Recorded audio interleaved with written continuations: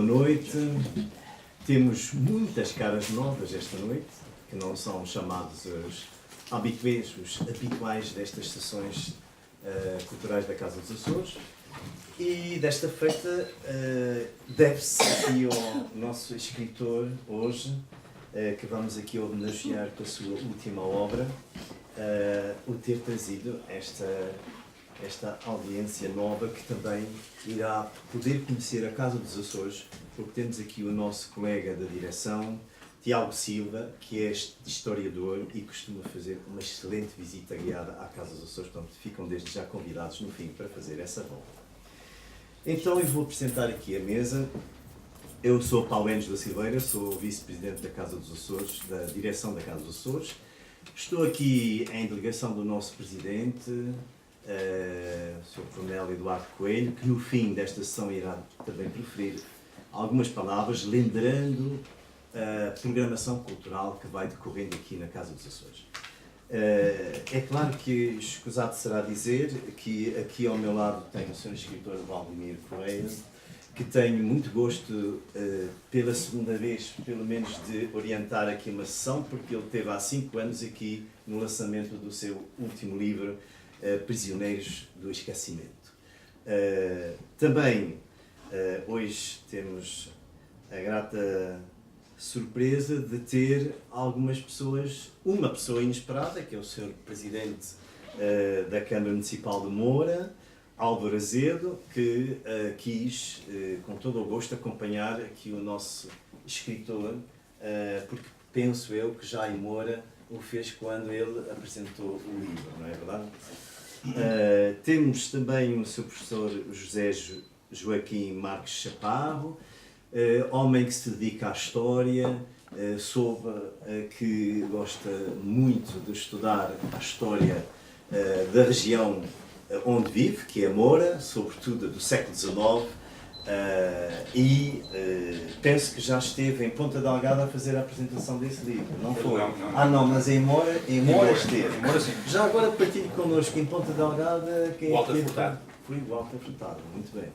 E por último, not last, como se diz, em bom português e inglês, temos aqui o Sr. Editor, o responsável por este bonito exemplar que temos aqui, Daniel Gouveia, homem das letras, da música, do fado, e que também, com certeza, irá dizer alguma coisa sobre esta edição. Eu vou prescindir de pôr mais palavras, porque eu também gostava de falar sobre o livro, mas perante estes companheiros aqui, eu reduzo-me à minha insignificância de ser só o introdutor de quem também, com certeza, vai falar desta obra. Eu, em primeiro lugar, por ser o editor, eu vou pedir ao Daniel Gouveia que dê a abertura desta sessão. Com todo o gosto. Tenho direito a microfone? Tem? E ele está a olhar porque ele é um homem de microfones também. E aí vai ele. Muito bem. Muito boa noite a todos. Queria esclarecer que o Valdemir Correia, além de ser um autor meu editado, em exclusivo, os 3 livros que ele tem neste momento publicados foram todos editados por mim, que é uma honra. Começou por ser um autor daqueles que chegam ao meu conhecimento, como todos de primeira obra, e hoje somos bons amigos, porque começou a haver uma cumplicidade e uma série de coincidências que a isso o conduziram. E começou por ele ser meu camarada de armas, porque estivemos ambos em Angola, embora ele tenha estado nos comandos, que é uma tropa especial, eu fui só atirador de infantaria, que é assim uma espécie de pau para toda a obra, não é? Nada especial. Não é fácil. Mas até tive o gosto, porque também sou editor de uma coleção que se chama Coleção Fim do Império, em que entram vários ex-militares que têm coisas para contar, de vir a saber através de um outro livro que se chama Louvoei, a pior emboscada dos comandos, pelo nosso... Está aqui. Onde é que ele está? Epá! Prazer. Falava de noite que não sabia que estavas aqui. Mas então fiquei a saber que a tal grande emboscada dos comandos foi uma companhia em que o Valdemir também lá estava. E também não vou com ela, como se costuma dizer, é a linguagem militar.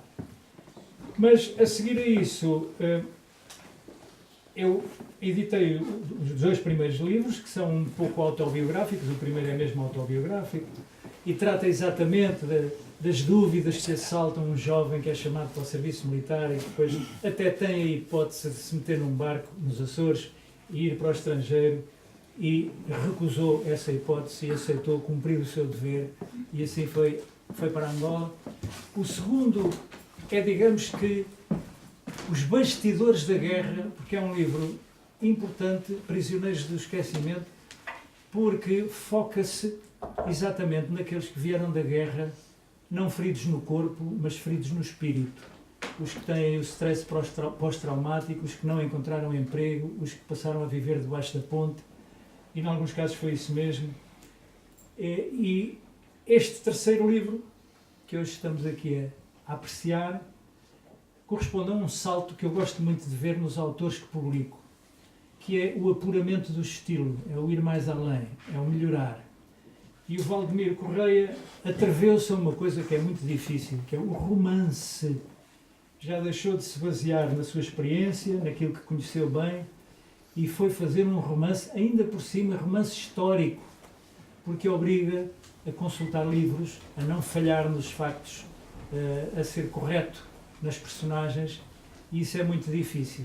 E conseguiu ainda outra coisa, que é difícil quando quem escreve se abalança ao romance, e que eu aconselho sempre. Às vezes os autores chegam ao pé de mim e já têm um romance. A primeira obra é um romance e vêm muito contentes. Escrevi um romance.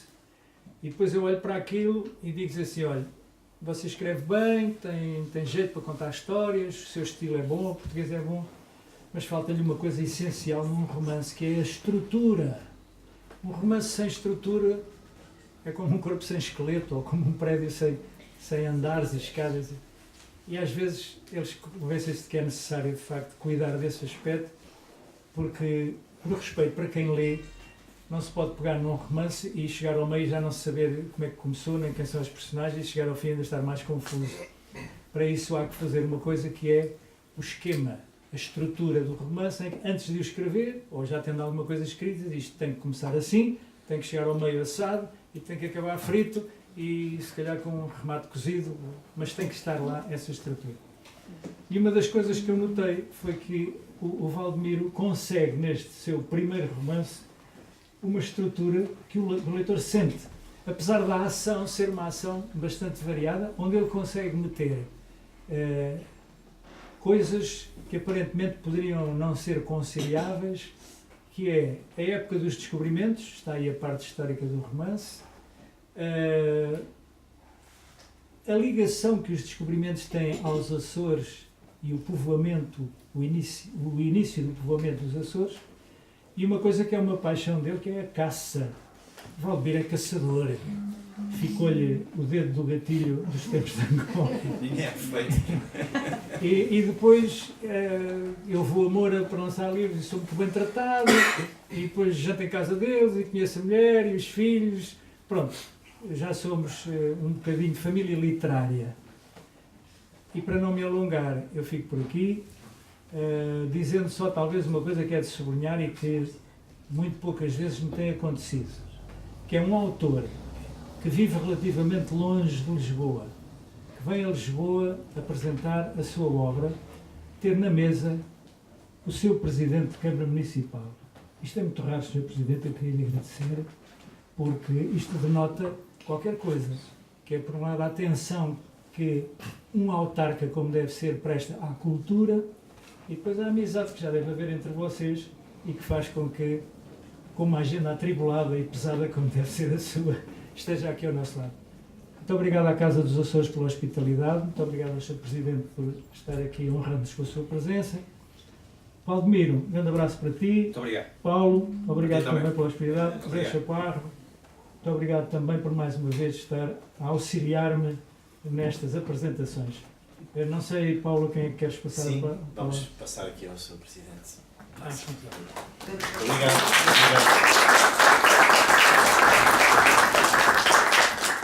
Minhas senhoras, meus senhores, boa noite. Eu não vinha preparado para estar deste lado. Eu fugi de uma reunião para estar desse lado e para poder acompanhar o meu professor, a minha professora, tanto, e a família. Portanto, não serei eu a falar deste romance. penso que poderemos falar muito deste romance quando pegarmos neste livro e o bebermos até à última gota. Aquilo que me traz aqui hoje, de facto, e porque nem podia ser de outra forma, é um homem fantástico como Valdemir Correia. Açoriano de coração, mas construiu uma história de amor muito interessante com a minha cidade e com o meu concelho.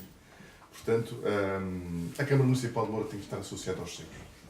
E o Presidente da Câmara Municipal de Moura tem que estar onde estiverem os seus. Portanto, não faço mais que a minha obrigação, em primeiro lugar porque é uma pessoa que estimo de toda a vida, como é óbvio, e em segundo lugar porque os nossos romancistas, os nossos escritores, os nossos homens da cultura têm que estar próximos da sua Câmara Municipal. Portanto, não faço mais nada que a minha obrigação. É um prazer de coração estar aqui convosco, com um outro professor, o José Chaparro, também pessoa de quem muito gosto toda a vida, e agradecer a forma simpática como o senhor me recebeu. Eu estou encantado com a Casa dos Açores. Estou profundamente encantado. É de facto uma casa lindíssima e certamente vou voltar. Vou voltar a visitar a Casa dos Açores. Meus senhores, muito boa noite, muito obrigado. Obrigado. E não esperava estar deste lado. Agradeço-lhe imenso. Porque aquilo que me trouxe aqui hoje Eu sei. foi o Valdemir Correia, foi uma pessoa por quem tenho uma estima muito grande e não podia de forma alguma faltar. Muito obrigado pelo convite. Muito obrigado.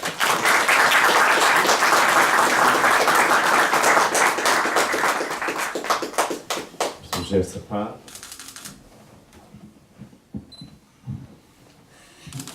Bom, vamos ver por onde é que eu começo. Quando eu começar a ser muito chato, alguém que me faça sinal para eu me calar. Em mano a mano, eu e o Daniel já. Este é o terceiro livro que apresentamos, mas acho que já em mais ocasiões. Portanto, eu já disse algumas coisas que eu iria dizer, eu irei dizer algumas coisas que eu devia ter dito. E vamos completando a nossa apresentação. Em primeiro lugar, deixem-me que vos diga que eu sou amigo de Valdemir há umas décadas. Amigo de longa data e amigo de larga cumplicidade. Temos acompanhado, como vos digo, na vida profissional, na vida pessoal, por aí fora. Estar aqui, ao lado de Valdemir, na Casa dos Açores, para mim tem um significado absolutamente extraordinário. Eu quero agradecer o convite para estar aqui que ele me fez.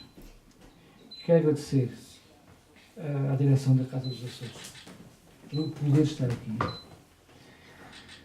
Porque, por mais alentejante que o Valdemir seja, e por mais que o Valdemir sempre tenha mostrado em tantas coisas o seu amor por mim, felizmente e graças a Deus o Valdemir nunca deixou de ser açoriano. Corre nas veias o mar daquelas ilhas da Bruma. O facto de rir com o Valdemir. Vocês nem imaginam o que é ensaiar uma peça de teatro em que ele fazia, no Frei Luís de Sousa, eras o que? Eras o Dom Manuel. Acho que sim. Era o do Dom Manuel. E eu fazia uma coisa qualquer, já não lembro. Ele olhava para mim e dizia-me assim: e tu? Logicamente, o ensaio da peça de teatro ia todo ao ar, porque toda a gente faltava para ele, igual para mim: e tu? Graças a Deus que o Valdemir preservou aquilo que trouxe dessas Ilhas da Bruma, a herança dos Açores. Quando nós pegamos numa obra do Valdemir, já dissemos aqui, a primeira é uma obra biográfica, mas lá estão os Açores. A segunda é uma obra com vários personagens que se seguem, mas lá estão os Açores. A terceira é uma obra que começa da Serra da Adiça, mas lá estão os Açores. Portanto, é por aí que eu quero começar. Render homenagem neste pedacinho da terra dele. Sinto-me dentro desta casa como se estivesse de um pedacinho dos Açores. Não podes ver Valdemir, nem podes ver ninguém, o coração. Mas é enorme a alegria que tenho por sentir que estou num pedacinho da tua terra. Essa terra que tu amas a um extremo, que depois consegues com a caneta na mão escrever coisas que reproduzem imagens desses Açores, onde eu nunca fui, mas que o Valdemir escreve sobre elas e eu não preciso sequer fechar os olhos para conseguir visualizar aquelas terras, aquele verde, aquele mar, aquelas brumas, aquelas pedras, aquelas personagens, porque o Valdemir descreve-se de tal forma que eu consigo vê-las. E esse é o grande segredo de quem escreve. Quem escreve, e de quem gosta de ler como eu, o escritor tem que ter essa capacidade de conseguir fazer um retrato, de nos conseguir fazer passar uma imagem. E o Valdemir conseguiu, em primeiro lugar, fazer-me passar essa imagem dos Açores que eu nunca tive, entre tantas. E daí a minha alegria tremenda de estar aqui esta noite com ele. Depois, quando o Valdemir, aqui há uns tempos atrás, me disse: vou avançar já para a terceira obra, digo: vamos a isso, Valdemir. O Valdemir escrevia umas quantas folhas, mandavam para o meio, toca de ler aquilo, trocávamos impressões e logo ao princípio ele disse-me: vou escrever um romance histórico. E eu disse-lhe: cuidado, Valdemir, estás-te a meter no pior caminho, ou melhor, no mais difícil dos caminhos, em meu entender, da escrita. Por um motivo muito simples. O escritor que escreve no contemporâneo, a abordagem que faz do espaço, do tempo e da personagem está próxima de nós. Veste a mesma roupa que eu tenho vestida. Anda no mesmo automóvel. Não é? Tal não acontece quando retratamos o século XV. E a cada frase que o autor escreveu, incorreu no risco do anacronismo, que é a pior das manchas para quem escreve um romance histórico. O anacronismo. Custou trabalho ao Valdemir. Custou trabalho ao Valdemir. Eu acompanhei este parto deste livro. Custou muita imaginação e custou arte. Eu sempre disse que a literatura era uma arte. Eu sempre entendia a literatura como uma arte das mais nobres. E já para me referir, para mim, o escritor é também um pouco o pintor. É o pintor das personagens, é o pintor das imagens de um determinado espaço. Isto deu bastante trabalho ao Valdemir, a construção deste romance. Eu não vos vou contar a história no livro, como é evidente. Eu deixo-vos isso para vocês que vão ler. Digo-vos apenas que foi um livro que obrigou o Valdemir a uma pesquisa apurada nas fontes, que teve, de facto, desde o início, essa grande preocupação. José Chaparro, onde é que eu vou buscar isto? José Chaparro, como é que se dizia na Idade Média isto? José Chaparro, como é que na Idade Média um juiz fazia para isto? E como é que o rei fazia de tal maneira? E ele foi compondo, e onde é que eu vou buscar? Quais são os arquivos históricos de Lisboa que eu posso consultar para poder escrever o meu livro?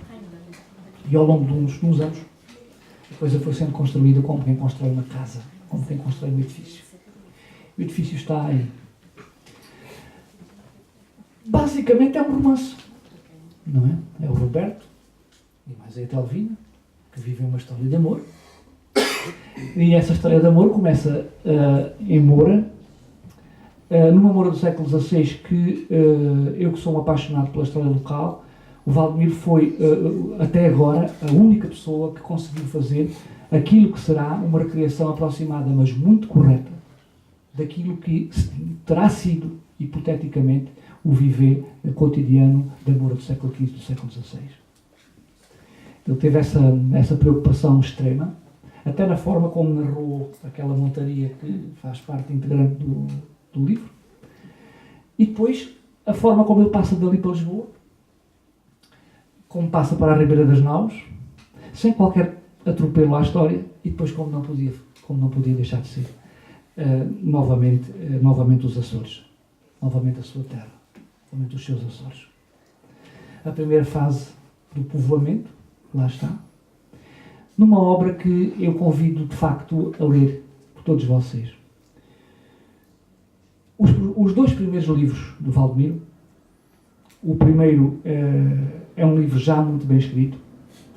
E eu costumo dizer que este último livro do Valdemiro tem muito pouco a ver com o primeiro. Tal é o salto qualitativo.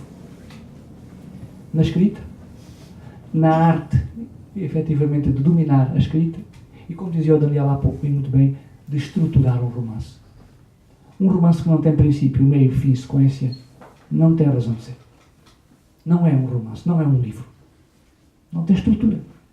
É um amontoado de ideias, de palavras, por aí fora. Os Muros Atlantes têm, de princípio a fim, essa estrutura que se vai adivinhando à medida que nós vamos lendo, página a página. Nós não adivinhamos o fim, nem o itinerário, mas a pouco e pouco ele vai-se revelando. Eu quero terminar esta minha alocução, para não ser o que leva aqui mais tempo, com um pedido. Já lhe fiz este pedido e sei que as coisas estão bem encaminhadas nesse sentido, mas faço este pedido aqui diante de pessoas que têm por ele, com certeza, a mesma estima que eu e a consideração por ele, por aquilo que ele tem feito. Quem chegou até aqui deve, obrigatoriamente, digo mais, tem a obrigação, diante de todos nós, de continuar. O Valdemiro não poderá ficar por este terceiro livro, porque o Valdemiro, com a sua escrita, cativou-nos a todos. E agora tem essa responsabilidade de pegar na pena e de pegar na folha de papel em branco e continuar a dar-nos estas páginas extraordinárias da literatura. Mas eu vou dizer mais uma coisa. Para mim, hoje em dia, é extraordinariamente difícil comprar um livro. Extraordinariamente difícil. Não sou crítico literário. Leio aquilo que gosto. Ponto final. Mas creio que, nesta altura, o panorama literário português viveu, de facto, melhores dias. Quando eu vejo nos escaparates das principais livrarias portuguesas quem são os 3 primeiros livros mais vendidos, eu fico de boca aberta como é que é possível, qualitativamente, quem lê. Qualitativamente, quem lê. Se nós pegamos em Muros e Atlantes, Muros e Atlantes e o Valdemiro tiveram a sorte de encontrar o Daniel, desde o primeiro passo, que conseguiu projetar o Valdemiro, conseguiu trazer até nós o Valdemiro escrito. E neste panorama das letras portuguesas, tão pouco, todo o contributo, venha ele de onde vier, que não apenas das grandes editoras, é bem-vindo. Por um motivo muito simples, e o Daniel e vocês sabem isto muito bem. As grandes editoras e as editoras de agora, e que estão no auge agora, não serão certamente as mesmas daqui a 20 anos. E o legado escrito é das coisas mais importantes da história de um povo. Se nós queremos conhecer o que é a história de um povo, então vamos à sua literatura. E o Valdemiro já nos deu 2 grandes contributos. Negando perante todos a impossibilidade de calar aquilo que foi a presença portuguesa na Guerra Colonial. Fazendo justiça e não deixando cair no esquecimento o sacrifício, o sangue, a morte daqueles que lutaram pela sua pátria, se já lhe devemos isso, e não é pouco, devemos-lhe agora também uma outra vertente do Valdemiro, a do romance histórico, a da outra forma de literatura que ele cultiva como ninguém. E eu espero sinceramente que o Valdemiro sinta, da parte de todos nós, a força suficiente. Eu sei que deve ser horrível escrever um livro. Eu nunca escrevi um livro. Só escrevi uns artigos e dizia umas coisas assim, já não tem importância. Mas deve ser horrível escrever um livro. Penso que deve ser uma angústia pavorosa, mas tem umas páginas em frente e agora vamos lá construir uma coisa. É impossível. Estamos sozinhos. Sozinhos, aquela coisa pavorosa. É uma coisa pavorosa escrever um livro. Mas é importante que o Valdemiro sinta que todos nós estamos aqui com ele nesta noite, para lhe pedir que ele continue com o seu legado. Porque é importante que o Valdemiro perceba que aquilo que escreveu até agora já deixou a sua marca no panorama literário português. Não há dimensões. Eu não comparo, e já que estou na Casa dos Açores, o Valdemiro com o João de Melo, estamos a falar em açoriano, com o Vitorino Mésio, estamos a falar em açoriano, estamos a falar em várias dimensões. Mas a nossa realidade, a nossa dimensão, é de homens e de mulheres comuns, igual ao Valdemiro. E é nessa qualidade que ele tem que continuar. Eu espero sinceramente que o quarto livro esteja já aí quase a aparecer. E que daqui a um ano ou dois nós possamos ter a grande alegria de estar novamente a lançar uma obra do Valdemiro e, sobretudo, e mais importante de tudo, e agora é que me calo já, a ler novamente de uma ponta à outra o livro do Valdemiro e ficarmos com pena quando chegarmos à última página e percebermos que toda a ação, todo o romance, todo aquele enredo extraordinário que ele conseguiu construir chegou ao fim. Chegou ao fim este Valdemiro. Vamos para a frente com outro. Obrigado e peço desculpa.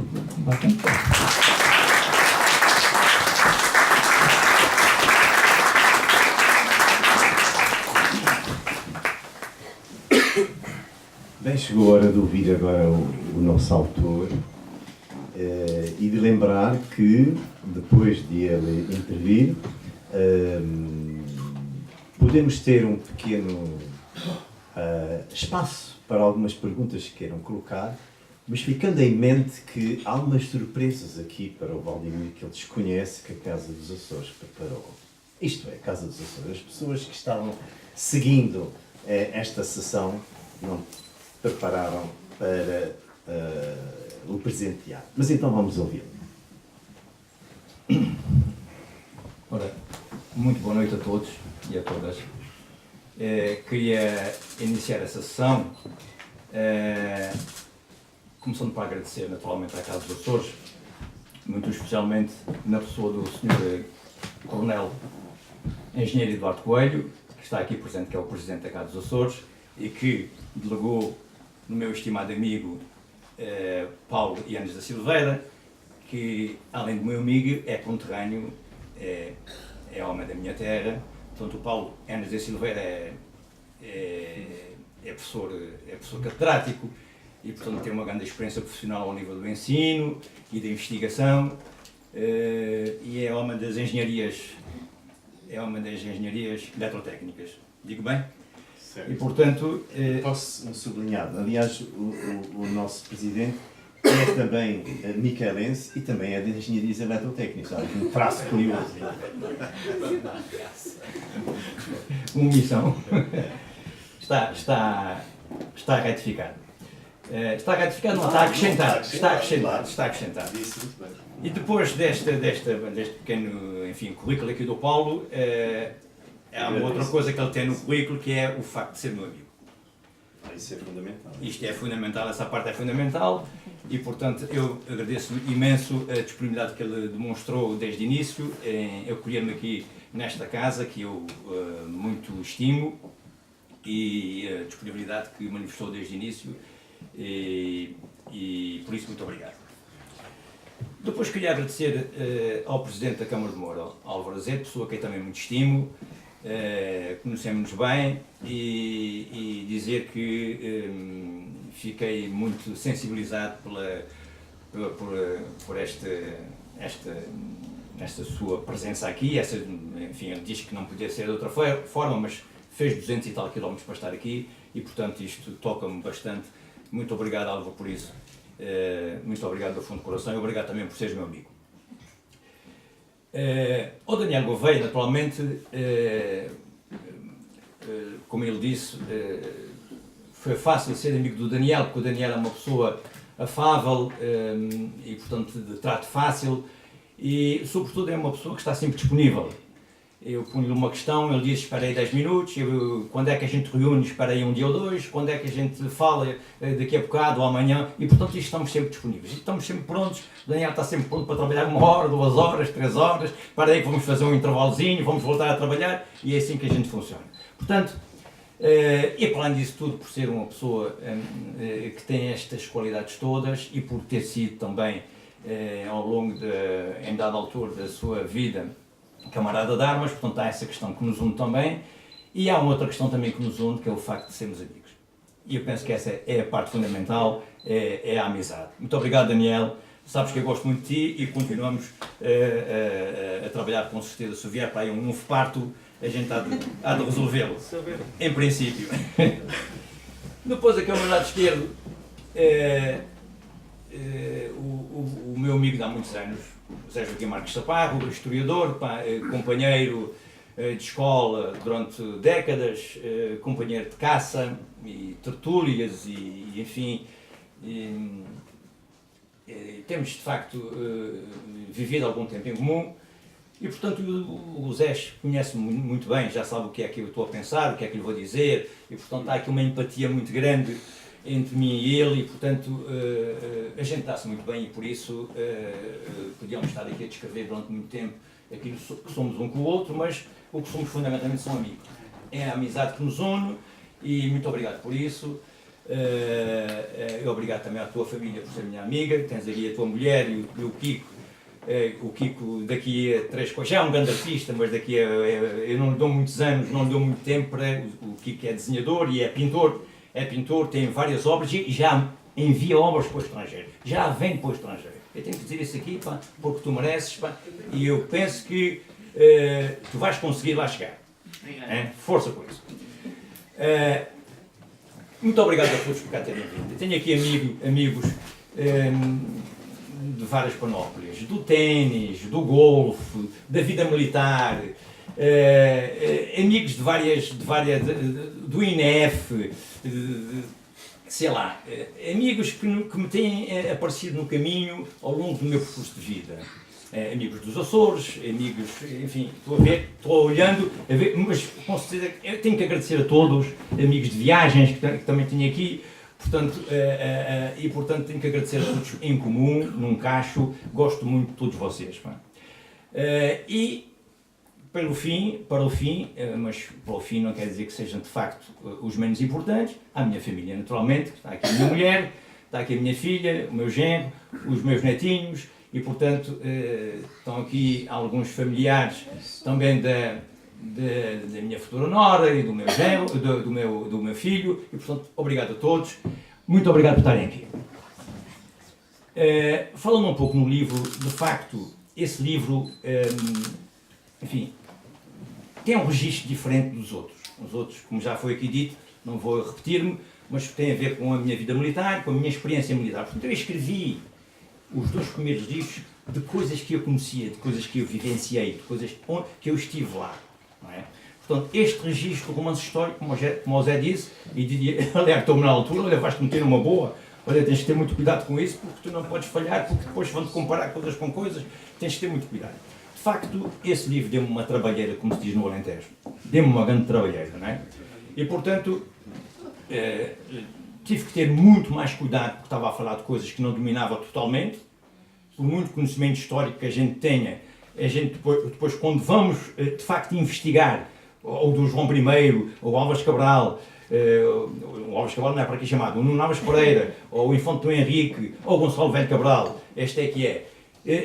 Vamos explorar e investigar sobre cada uma dessas pessoas que são aquelas que dão corpo à obra, esses 4 baluartes da história portuguesa, Dom João I, Nuno Álvares Pereira, Infante Dom Henrique, Gonçalo Velho Cabral, tudo gente do século XV, não é? E portanto pelo século em que o país deu uma volta muito grande para melhor. O país evoluiu e fiquei banzado, passo o termo, com aquilo que foi Dom João I. De facto, tive que investigar, tive que ler bastante e de facto não foi o melhor rei, mas está entre os melhores. Está entre os melhores, está cá em cima, está no pódio. Fiquei de facto encantado com aquilo que ele conseguiu ser, com a transformação que deu ao país, com o estatuto de independência que deu ao país, com a segurança que deu ao país e com o desenvolvimento que deu ao país, que teve Nuno Álvares Pereira, o maior general de todos os tempos, um baluarte onde se apoiou sempre, no Infante Dom Henrique, outro baluarte onde se apoiou sempre, e de mais colaboradores, que o Gonçalo Velho Carvalho foi um deles.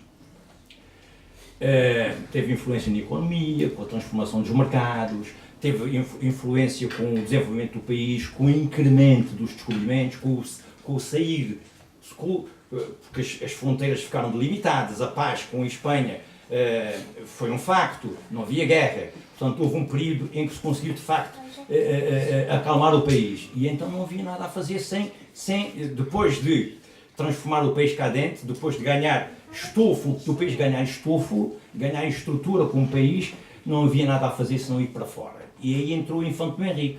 O Infante Dom Henrique, com as descobertas, começou a ver o mar como uma porta de saída, como uma porta onde Portugal era a única forma de se expandir mais, era sair do país. E aí começou, o Daniel Gouveia há bocadinho falou, que ele está num processo da coleção Fim do Império. O Império acabou, mas começou contra João I. O Império, diz-se que, qualquer historiador diz isso, que começou com a conquista de Ceuta em 1415, não é? Exatamente com João I e com os seus colaboradores. Portanto, conquista de Ceuta, depois veio a Madeira e o Porto Santo, depois veio os Açores, depois vieram as colónias, as ex-colónias todas, por aí fora. E criou o seu grande império, que agora se desfez e se tem desmembrado nos últimos anos, como sabem, não é? E que demorou muito tempo a desmembrar-se. Se tivesse desmembrado mais cedo, cá está, já vou ligar aos meus 2 livros, muito menos gente tinha morrido. Não é verdade? Como sabem, morreram 8.262 militares. Não é? 8.262 militares, homens, em idade nobre, não é? Que morreram nas guerras da África, ou do ultramar, ou na guerra colonial, como queiram chamar, a quem não gosta da guerra colonial, mas nas guerras da África. Morreram essa gente toda, depois 150 mil feridos, centenas de estropiados e pessoas doentes da mente. Portanto, isso para dizer, se o Império tivesse acabado mais cedo, se a tutela, na altura, Salazar e depois Caetano, tivessem tido a capacidade, com os seus conselheiros, com os seus colaboradores, de ver o que é que estava a acontecer com os outros países colonizadores, com a França, com a Espanha, com a Holanda, com o Reino Unido, por isso tudo, que estavam a abrir mão das suas colónias, não é? E mesmo perdendo a Índia, mesmo perdendo Guadalcanal em 1961, Portugal não percebeu, e então partiu para a guerra e morreu essa gente toda. Este livro, de facto, o registro desse livro é um registro histórico, situado nesses baluartes que acabei de dizer. Portanto, esses dão, digamos, a nobreza, digamos, histórica ao romance. Depois, é ficção. Todos os personagens existentes no livro não têm, são todos inventados por mim. Portanto, a história de amor entre o Roberto Rochinol e a Etelvina Mendonça, o Roberto Rochinol e a Etelvina nunca existiram. Existiram muitos Robertos, com certeza, e muitas Etelvinas, naturalmente, não é? Mas, de facto, portanto, foi a minha imaginação que me levou por aí. Eu espero que desfrutem do livro. Gostava que percebessem que eu, quando falo de caça no livro, tem 3 capítulos a falar de caça, e caça de montaria. Montaria é a caça maior, caça aos veados e aos javalis, que é a coisa que nós fazemos, né, hoje em dia. Quando eu falo dessa caça, eu não falo por capricho, e não falo porque eu caço, eu falo porque o Dom João I era caçador. Atenção, eu falo porque o Dom João I foi o primeiro a escrever sobre caça em Portugal. E deixou-nos um livro que se chama O Grande Livro da Montaria, né? Um tratado de montaria. Um tratado de montaria. Foi o primeiro grande estudo, digamos assim, sobre caça em Portugal, foi feito por Dom João I. Está na Torre de Tombo, e se quiserem consultá-lo, está online no site da Biblioteca Nacional. Portanto, o livro anda por aí. O Zé diz que eu ligo o livro aos Açores, naturalmente. Eu quando peguei na ideia, foi tentar como é que eu vou ligar. Eu queria fazer uma espécie de pagamento, queria pagar um tributo à terra onde vivo atualmente, que é o Alentejo, e a terra onde nunca deixei de viver, que é os Açores. Eu digo isso com a maior sinceridade. Nunca deixei de viver nos Açores. O Vasconcelos Raposo está aí também, é açoriano, ele sabe do que é que eu estou a falar.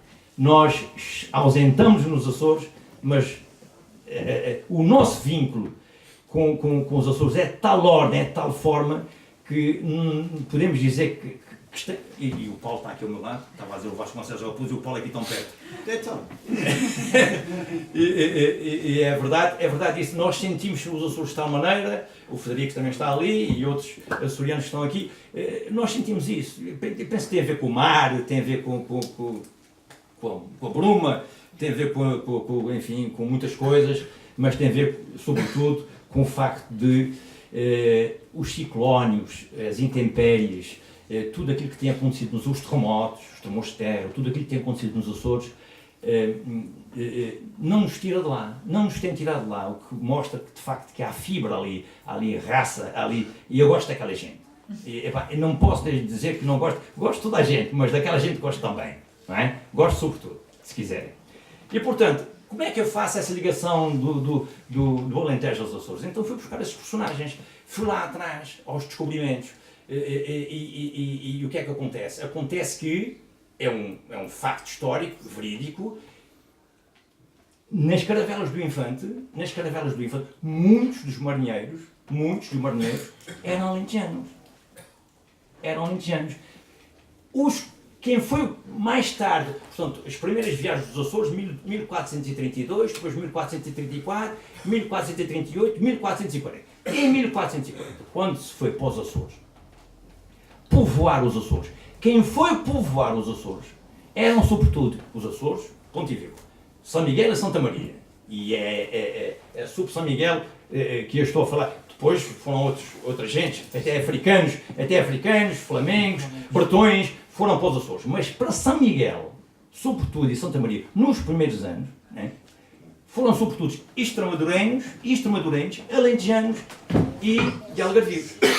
Isso tem a ver com a colocação dos estaleiros do Infante, e portanto, como sabem, primeiro começou aqui, depois foi para o Algarve, para Sagres, não é? E portanto os estaleiros funcionavam como um veículo de saída e iam buscar as pessoas o mais perto possível, como é evidente, não é? Portanto, fui buscar aí este vínculo, não é? E depois, portanto, alentejanos a ir povoar os Açores, não é? E aí a história vai e vem, não é? E depois a Itelvina e o Roberto Rochinol acabam por se radicar nos Açores, e não posso dizer muito, senão, e acabam por ter filhos também nos Açores. Portanto, eles ganham também um cordão umbilical muito grande, tal como eu tenho, não é? Um cordão umbilical muito grande nos Açores. E foi essa a minha ideia de fazer esta ligação Alentejo-Açores. Se eu vou fazer um outro livro, bom, é assim, eu não sou um escritor de carreira, agora eu gosto de escrever, não me deem a prazos, não é? Não me deem a prazos. Epá, pronto. Senhor editor, não dá prazo. Preguiçoso. Exatamente. Isso é preguiça, Preguiçoso. Tenho outros interesses. Não, mas não, sou um escritor, sou um escritor. Eu não sei se eu posso dizer isso, Adriano. Posso? Obrigado. Com certeza. Então, sou um escritor sem prazos, portanto, não sou um escritor profissional. Isto porque, o que é que isso quer dizer? Epá, um Lobão Tunes, ou enfim, para falar desse, por exemplo, 2 em 2 anos põe um livro cá fora. Eu acho aquilo impressionante. Olha que não é brincadeira, né? E outros da nossa praça. O João do Mel da nossa praça está nesse período. O João do Mel está na nossa... É preciso, de facto, uma dedicação, pela experiência que eu tenho, profunda à arte. Uma dedicação profunda. Portanto, não vos prometo nada. Prometo que vou continuar a escrever, é uma coisa de que gosto. Não sei se vai sair livro. Não sei se vai sair. Logo se fará. Mais uma vez, muito obrigado a todos, do fundo do meu coração. Obrigado a todos e bem-ajam.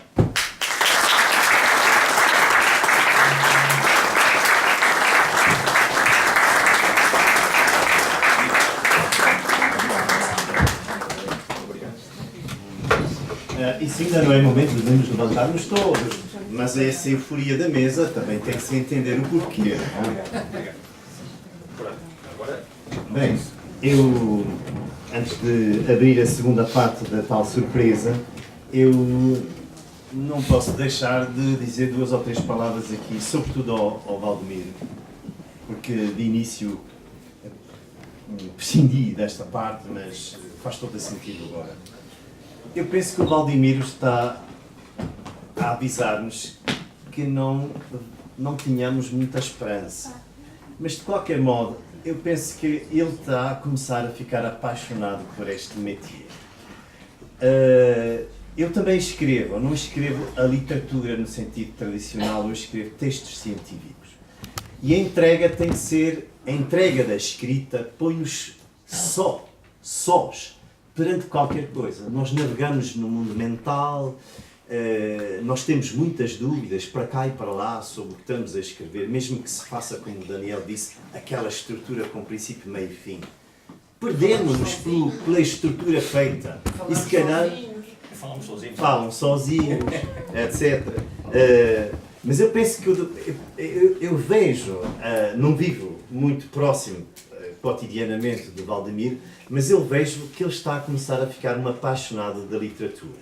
E como sabem, nós quando atingimos o estado de paixão, nós perdemos um pouco a razão. Ficamos assim um pouco loucos, não é? E como tal, é muito importante aquilo que ele sublinhou em todos e na assistência, os amigos, a amizade, que é fundamental para nos incentivar, para nos ajudar a voar, mas também a manter os pés na terra. Eu penso que o Valdemiro está a trilhar caminhos. E não esquecer, foi o nosso grande prémio Nobel Saramago, também começou a escrever muito tarde. E escreveu, apaixonou-se fortemente. Ele diz que tem outros interesses, mas eu penso que esse vai crescer. E eu penso que eu tenho um traço comum com ele, não lhe perguntei, mas tenho a certeza, é que nos livros que ele vai escrever, ouviram bem? Vai sempre estar presente, como eu também sinto, a nossa primeira pátria, que é os Açores, e a segunda, que é Portugal.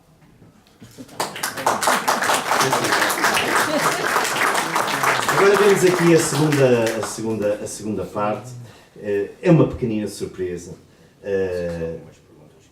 Sim, é uma pequenina surpresa que vamos fazer, mas eu não me esquecia, porque eu digo isso porque às vezes nós temos ainda uma terceira, há uma segunda e uma terceira surpresa. Mas vamos ouvir, e disse bem, que eu também já tinha anunciado, que certamente há alguns de vós quereis pôr aqui algumas interrogações, perguntas, etc., comentários, que bem merece aqui o nosso autor Valdemiro Correia. Façam favor. Aí está. Eu tenho uma questão... Já agora, para conhecermos, diga nome, sou fulano tal, e vou falar aqui para este meu amigo. Isto não é preciso, a segunda parte não precisa. É o Carlos Januário. É o Carlos Januário. Obrigado. Muito bem.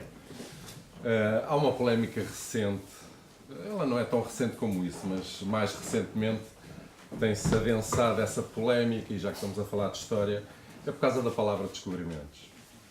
Portanto, hoje nós temos provas desde do ADN dos ratos encontrados na Madeira e também nos Açores, temos provas da ocupação das ilhas, falando só nas ilhas dos Açores e da Madeira, e portanto falar em descobrimentos é um pouco abusivo, dado que elas já tinham sido descobertas por alguém, e até se sabe por quem. Não é preferível utilizar o outro termo, o outro conceito, em vez de descobrimentos?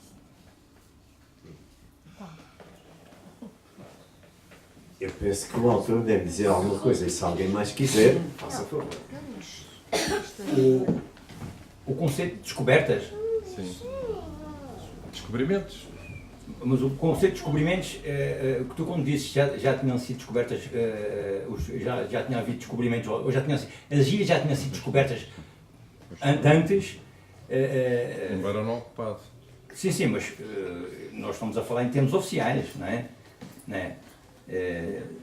Estás a falar de quem? Do Diogo Silves, que passou antes do Gonçalo Velho Cabral pelas ilhas. Não percebi bem a tua questão. Desculpa Não, lá. a questão é o termo descobrimento. Sim. Porque na realidade Sim. elas foram descobertas naquela altura, mas já tido ocupação, já tinham sido descobertas por outras pessoas, por outros povos. E, portanto, o termo descobrimentos não me parece o mais adequado. Bom, vamos lá ver. Exatamente. O que consta é que quando Gonçalo Velho Carvalho chegou às ilhas, não estava lá ninguém. Não encontrou ninguém. Aliás, as caravelas, levavam alguns baús, algumas caixas, né, com pequenas lembranças. Levavam sempre, as caravelas levavam assim pequenas lembranças, pequenas coisas, né, para a eventualidade de chegarem a um determinado sítio e encontrarem lá pessoas, né? Coisas argolas e coisas dessas, para espelhos, enfim.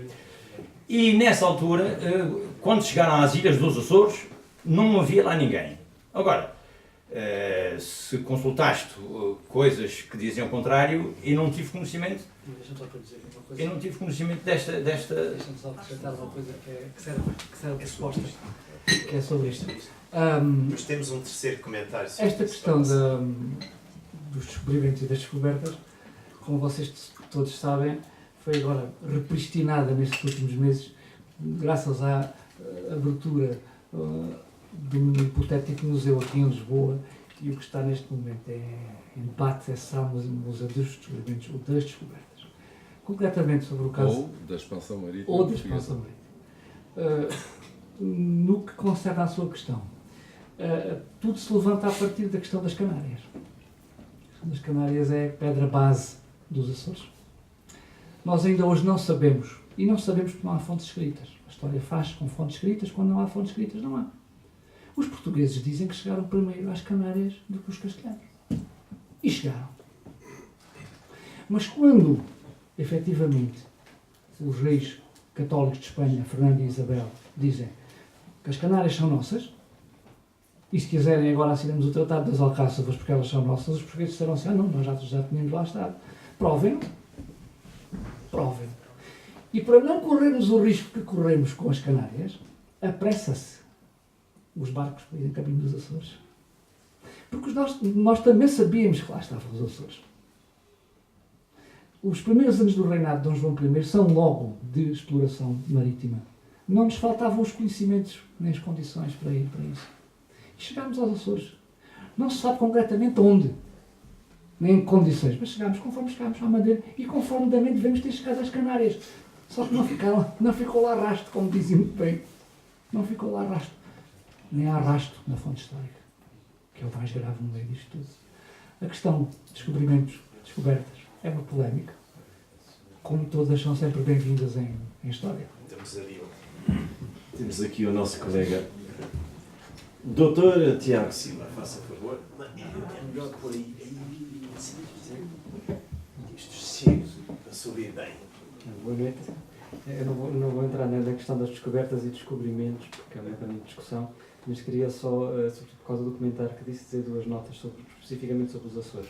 A questão das descobertas e dos descobrimentos, eu tenho acompanhado mais ou menos esse debate. Os descobrimentos têm